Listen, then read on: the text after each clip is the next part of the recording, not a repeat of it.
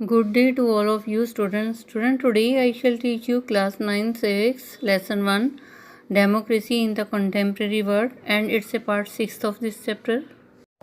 Student, it's a part 6 of this chapter. International Monetary Fund IMF is one of the biggest money lenders for any country in the world.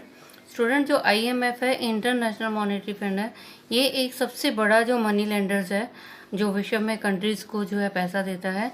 It's 173 member states do not have equal voting rights, और इसके 173 173 जो member हैं वो उनको equal voting rights नहीं हैं. The vote of each country is weighed by how much money it has contributed to the IMF. और जो वोट ऑफ ईच कंट्री, हर देश का जो वोट है वो कैसे मेज़र किया जाता है कि वो कितना पैसा जो है कंट्रीब्यूट करता है IMF के साथ.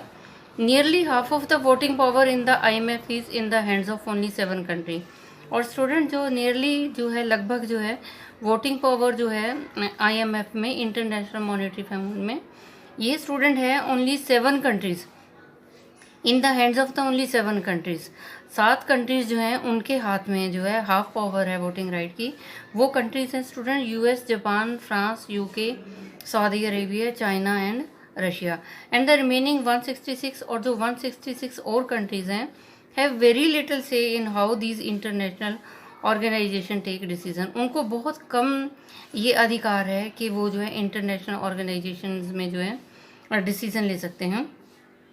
सो remaining 166 countries have very little say in how these international organisation take decision, कि उनके पास बहुत कम जो है ये राइट होता है कि वो बहुत कम ही कहते हैं कि इंटरनेशनल ऑर्गेनाइजेशन जो है डिसीजन लेती हैं उसके बारे में. The world bank has a similar system of voting, और वर्ल्ड बैंक का भी सेम ही सिस्टम है वोटिंग का.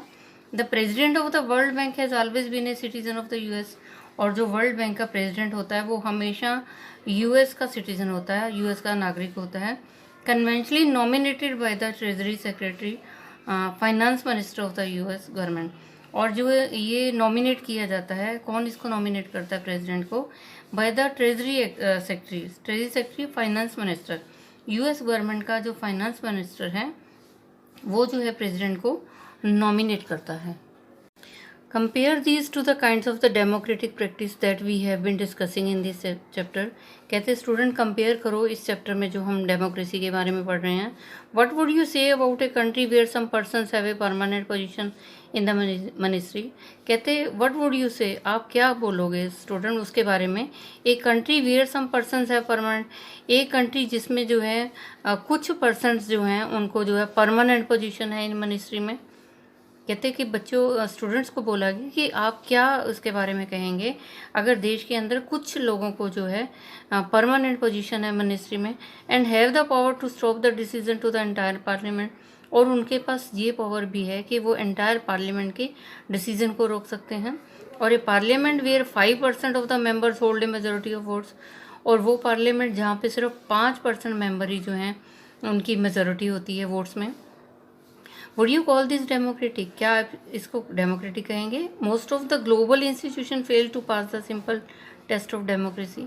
Most of the global institution, जो इंटरनेशनल लेवल पे इंस्टीट्यूशन है, वो भी स्टूडेंट फेल हैं इस सिंपल टेस्ट ऑफ डेमोक्रेसी, इस सिंपल बात को कहने के लिए, जो डेमोक्रेसी की सिंपल बात को कहने के लिए वो भी जो है असमर्थ हैं. That we use for national government, जो हम नेशनल गवर्नमेंट के लिए यूज़ करते हैं.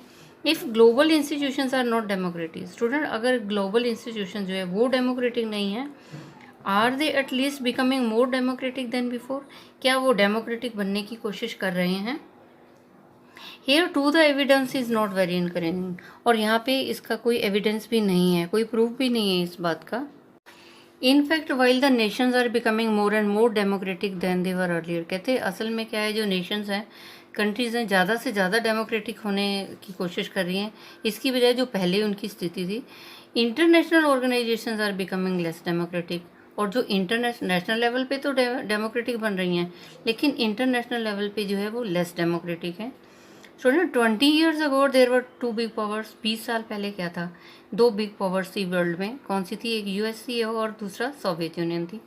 The competition and conflict between these 2 big powers. कहते क्या था दोनों जो है US और सोवियत में कंपटीशन भी था, कन्फ्लिक्ट भी था दोनों बिग पावर में.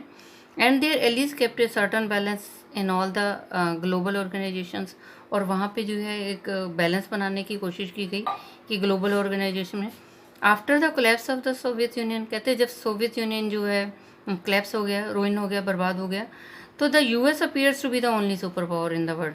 तो उस समय क्या हुआ गया, यूएस जो था वो एक सुपर पावर था वर्ल्ड में। This American dominance affect the working of the international organisation. This American domination, तो क्या हुआ, जब अमेरिका सुपर पावर बन गया तो स्टूडेंट्स अमेरिका का डोमिनेंट हो गया दूसरी कंट्रीज पे। The American dominance affect the working of the international, तो क्या हुआ, जो इंटरनेशनल ऑर्गेनाइजेशन थी उनके ऊपर जो है असर हुआ। This is not to say that there is no urge or move towards the global democracy. इसका मतलब ये नहीं है कि there is no, not to say, कि हम ऐसा नहीं कहेंगे कि ज़रूरत नहीं है कि हम मूव टुवर्ड करें ग्लोबल डेमोक्रेसी की तरफ।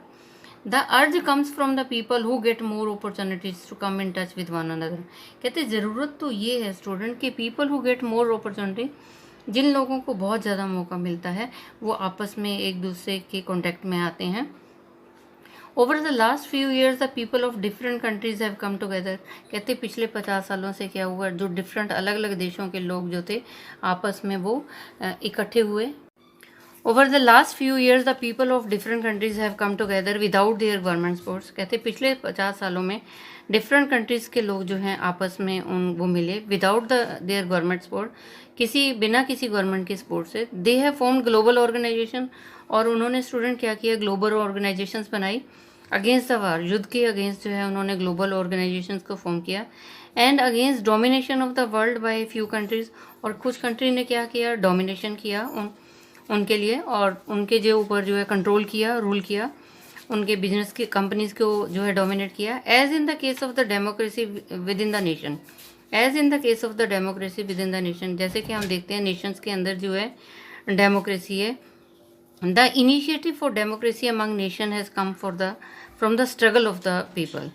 The initiative for the democracy, और कहते हैं डेमोक्रेसी की शुरुआत कैसे हुई student, nation has come from the struggle of the people. और डेमोक्रेसी कैसे आई student, because the struggle of the people, लोगों ने संघर्ष किया, इसीलिए नेशन में जो है डेमोक्रेसी आई। Student our next point is democracy promotion. Take a close look at the 2 cartoons on this and the next page. कहते हैं अगर हम इस पेज में या नेक्स्ट पेज में 2 कार्टून देखते हैं, these cartoons raise a fundamental question related to the global democracy. तो कार्टून्स हमें ये क्वेश्चन करते हैं, कार्टून देखें, हम ये क्वेश्चन रेज करते हैं एक ग्लोबल डेमोक्रेसी के लिए। Recently, many powerful countries in the world, particularly the United States of America, have taken on the task of the democracy promotion in the rest of the world. कहते हैं recently अगर आज की हम स्थिति में देखते हैं तो many powerful countries in the world, कहते हैं विश्व में बहुत सारी पावरफुल कंट्रीज हैं।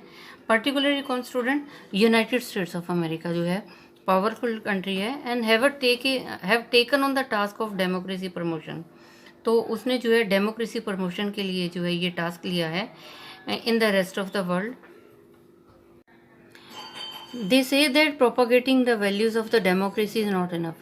तो उन्होंने ये कहा, जब यूनाइटेड स्टेट्स ऑफ अमेरिका ने डेमोक्रेसी प्रमोशन के लिए बात की तो क्या बोला student, they say that propagating the value of the democracy, कि अगर हम डेमोक्रेसी की वैल्यू के लिए प्रोपोगेट करेंगे, प्रचार करेंगे, इज़ नॉट इनफ। सिर्फ यही इनफ नहीं है कि हम जो डेमोक्रेसी के लिए प्रोपागेंडा करें, प्रचार करें। Existing democracy should directly intervene. जो एग्जिस्टिंग डेमोक्रेसी जो है, आज डेमोक्रेसी है, उसको जो है इंटरवेन करना चाहिए कंट्रीज़ में, उसको जो इंटरफेयर करना चाहिए कंट्रीज़ में। कौन सी कंट्रीज़ में student, that are non democratic to establish democracy है। अगर किसी कंट्री में जो है नॉन डेमोक्रेटिक है तो उसमें जो उन कंट्रीज़ में इंटरवेन करना चाहिए, इंटरफेयर करना चाहिए, और उनको वहाँ पे जो है डेमोक्रेसी एस्टेब्लिश होनी चाहिए। In some cases powerful countries have launched armed attack on the non democratic countries. और कहीं तो स्टूडेंट ऐसे केसेस भी हैं कि जो पावरफुल कंट्रीज़ हैं उन्होंने क्या किया, अटैक किया है, नॉन डेमोक्रेटिक कंट्रीज़ को अटैक किया है। This is what Sushmita was talking about. यही जो है सुष्मिता ने बात की थी जो पहले हमने कन्वर्सेशन पढ़ा। Let us see what happened in Iraq. अब हम ये देखते हैं स्टूडेंट इराक में क्या हुआ। Iraq is a country in the west Asia. Iraq जो है एक कंट्री है वेस्टर्न एशिया में। It became independent from British rule in 1932। It became independent, और इराक जो है वो आज़ाद हुआ था ब्रिटिश से इन 1932 में। 3 decades later there were a series of coups by military forces.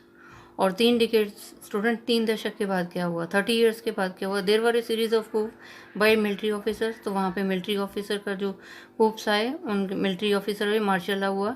Since 1968 it was ruled by Arab socialist bath party. और 1968 तक तो क्या हुआ, यहाँ पे रूल था अरब सोशलिस्ट बाथ पार्टी का था. The Arabic word Baath means renaissance. So Saddam Hussein a leading Baath party leader. और जो वहाँ का बाथ पार्टी का स्टूडेंट लीडर था वो कौन था, Saddam Hussein. Played a key role in the 1968 coup that. और ये जो है उसने मिलिट्री कूप का लीडर था और उसने एक जो है अपना की रोल था, वो मेन लीडर था वहाँ पे 1968 में. That brought the party to power. और उसकी जो पार्टी थी पावर में थी. This government abolish traditional Islamic law. और इस गवर्नमेंट ने क्या किया स्टूडेंट, जो इस्लामिक लॉ था, ट्रेडिशनल इस्लामिक लॉ था, उसको ख़त्म कर दिया, एबोलिश कर दिया. And gave women the right to vote. और इन्होंने जो है औरतों को अधिकार दिया कि वो वोट डाल सकती हैं. Several freedoms not granted in other west Asian countries. लेकिन ऐसी जो सेवरल फ्रीडम्स जो हैं दूसरे एशियन कंट्री में नहीं अलाउड थी. After becoming the president of Iraq इन 1979. और जब जो है प्रेजिडेंट बन गया इराक का Saddam Hussain. After becoming the president of Iraq, Iraq का प्रेजिडेंट बना 1979 में कौन स्टूडेंट, सद्दाम हुसैन रैन ए डिक्टेटोरियल गवर्नमेंट. वो डिक्टेटर बन गया, तानाशाह बन गया. एंड सुप्रेस्ड एनी डिसेंट और ओपोजिशन टू हिज रूल. और वो उसी को सुप्रेस करता था, उसी पे ही जो दबाव बनाता था, जो ओपोजिशन होते थे, जो उसके रूल के अगेंस्ट जाते थे, वो उन पे जो है अत्याचार करता था, उनका कहना नहीं मानता था, उनके अगेंस्ट जाता था. He was known to have got a number of political opponents. और उसने क्या किया, जो उसके पॉलिटिकल ओपोनेंट्स हैं उनको किल कर दिया, मार दिया जान से. Persons of ethnic minorities massacred. और जो माइनॉरिटी थे, जो माइनर लोग थे, छोटे लोग थे, उनको जो मैसेक्रेड किया, उन पे भी जो है अत्याचार किए, उनको भी ख़त्म किया. Student, the US and its ally like Britain alert that Iraq possess secret nuclear weapon and other weapon of mass destruction. Student, ये यूएस और जो और इनके एलीज ब्रिटेन थे, इन्होंने क्या एलिगेशन लगाया कि इराक के पास क्या पोजेस करता है, क्या रखता है, सीक्रेट न्यूक्लियर वेपन है और दूसरे वेपन भी हैं मास डिस्ट्रक्शन के लिए, लोगों के विनाश करने के लिए. Which pose a big threat to the world. और जिससे जो है वर्ल्ड को, जो विश्व को जो है बहुत बड़ी हानि हो सकती है.